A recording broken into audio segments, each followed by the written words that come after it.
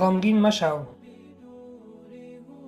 به نام عزت پاک با عرض سلام و ادب و احترام. غمگین مشو که خداوند همیشه از تو دفاع می کند و تو را همیشه نگاه می دارد. فرشتگان شب و روز طلب آمرزش گناه های تو را می کنند و بندگان مؤمن نیز در دعاهایشان از تو یاد می کنند و از خدا همیشه تمنای آن را دارند که تو را ببخشد.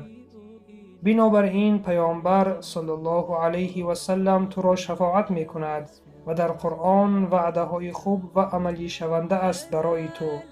بر زمین رحمت رحم کننده ترین ذات سر تو است.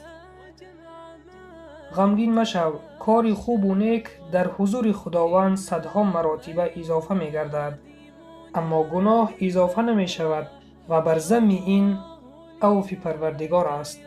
غمگین مباش، زیرا تو از اهل توحید و تقوا هستی و در وجود تو اصل دوستداری الله و حبیب او صلی الله علیه و سلم موجود است.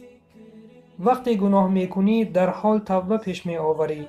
وقتی که کاری نیک انجام می دهی خرسند می شوی. دل فارغ دار که این خود خوبی تو است و اما خود آگاه نیستی. غمگین مباش، تو که در خوبی ها هستی. چون مصیبت به سرت آمد صبر میکنی، چون نعمت دریافتی شکر خدای را میکنی. تو در همه حالت خوب هستی، در بیماری و صحتی، کمبغلی و فراخ دستی، در مشکل و آسانی. بله برادر و خواهر عزیزم، یکی از مشکلی انسان ها این غم خوردن است.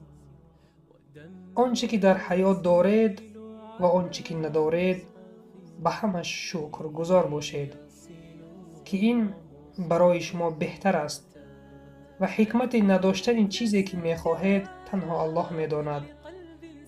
برای همین به هر چی غم نخورید و از غم خود را دوری جویید تا آسوده حال باشید، چون این دنیا و آنچه که در این دنیا است همش فانی است، همش روز نه روز از دست ما می روند. پس غم آخرت را بخوریم. و سلام بر آن شخصانی که راه هدایت را پیش نمودند.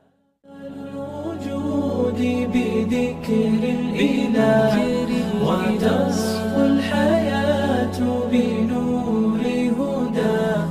جمال الوجود بذكر الإله